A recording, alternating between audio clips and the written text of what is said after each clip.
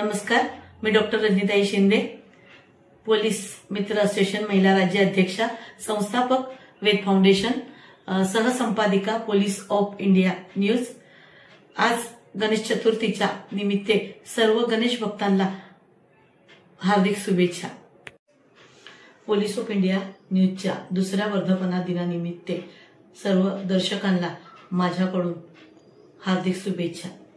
इचलकरंजीच्या हृदयात असलेले Fortune plaza mall, एकाच ठिकाणी सिनेमा, रेस्टॉरंट्स, नामांकित ब्रँड्स आणि आलिशान हॉटेलची सोय।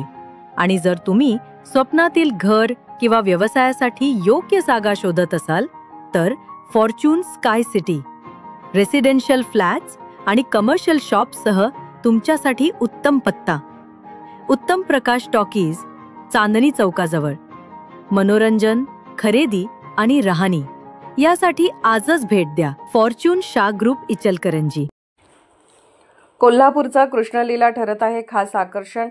सोशल नेटवर्किंग, कलकलची हलचल, पुरेपूर असं कोल्हापूर म्हणून कोल्हापूरची ख्याती आहे। तसेच कोल्हापूर म्हणजे कलापूर म्हणून पिढ्यानपिढ्या कोल्हापूरची ओळख आहे। इथे सर्वच बाबतीत वेगळेपण बघायला मिळते। जयंती असो वा देखावे, प्रत्येक लहानांपासून ते मोठ्या मंडळापर्यंत वरचढ आपण असले पाहिजे असे प्रत्येकाची भावना असते। महाराष्ट्रात गणेशोत्सव म्हटलं कोल्हापूरकडे विशेष नजरा वळल्या जातात। असाच एक धार्मिक, आध्यात्मिक, पौराणिक व वैदिक शास्त्रात बाबतीत चोखंदळ असा गणेश उत्सवासाठी देखावा उभारण्यात आला आहे।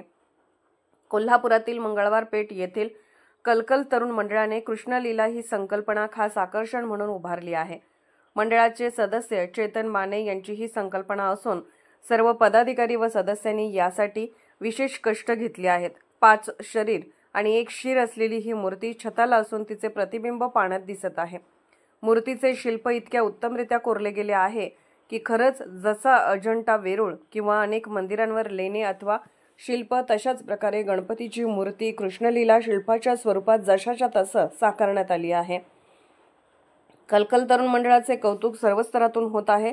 गणेशोत्सव निमित्ताने उभारलेला सेट पाहण्यासाठी फक्त शहरातून नाही तर जिल्ह्यातून लहानांपासून ते थोरांपर्यंत हे दृश्य पाहण्यासाठी अलोट गर्दी होत आहे। सोशल नेटवर्किंग या संदर्भात खूपच प्रसिद्धी मिळत आहे। पोलीस ऑफ इंडिया न्यूजच्या बाप्पा दर्शन सिरीजमध्ये आज कलकल तरुण मंडळ मंगळवार पेठ येथील सेटअप आणि देखावा याबद्दल मंडळाचे सदस्य चेतन माने यांनी माहिती दिली।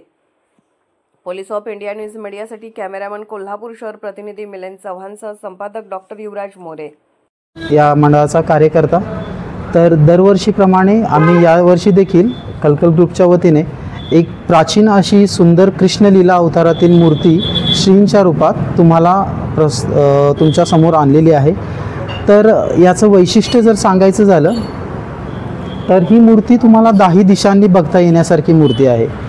तर जशा पद्धतीने आपलं आणि हे आम्ही नवीन पद्धतीने असं काहीच नाही, तर आपल्या जसे हे शिल्प आम्हाला बरेच संदर्भ मिळाले। त्यातले एक आहे कर्नाटकमध्ये, एक आहे सोलापूरच्या एक मंदिरामध्ये एक शिल्प आहे।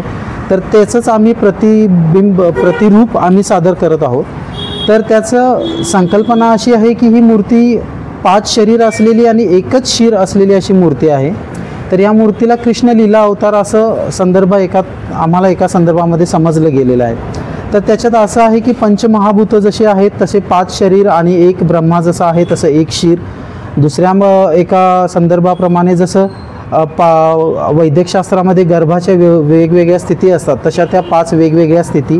आणि तिसऱ्या संदर्भाप्रमाणे 5 मल्ल एक युद्ध करत असताना जर त्यांच्या शरीराची रचना असेल, अशा पद्धतीचे 3 संदर्भ वेगवेगळे आम्हाला मिळालेले आहेत। तरी आम्ही जसं दरवर्षीप्रमाणे यावर्षी देखील म्हटल्याप्रमाणे की प्राचीन अशी ही मूर्ती तुमच्यासाठी खुली केलेली आहे। तर 10 दिशांनी दर्शन घेता येईल अशी मूर्ती ही एकमेव आहे। जशा 4 आपल्या मेन मुख्य दिशा, बाकीच्या उपदिशा 4, अशा 8।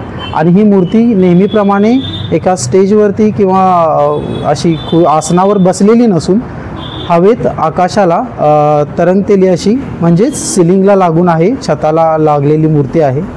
आणि ही झाली 9वी दिशा। 10वी दिशा म्हणून आम्ही त्या मूर्तीचं प्रतिबिंब तुम्हाला खाली पाण्यामध्ये दाखवत आहोत। आणि याच्यामध्ये आपण आपलेच जे हिंदू संस्कृतीचे पूर्वीचं शास्त्र आणि शास्त्रीयकरण आणि विज्ञान हे याची मेळ घालून ही एक सुंदर देखावा आम्ही तुमच्यासाठी खुला केलेला आहे. तर मंडळाचे कार्यकर्ते चेतन भोसले यांचा हा एक संकल्पना होती.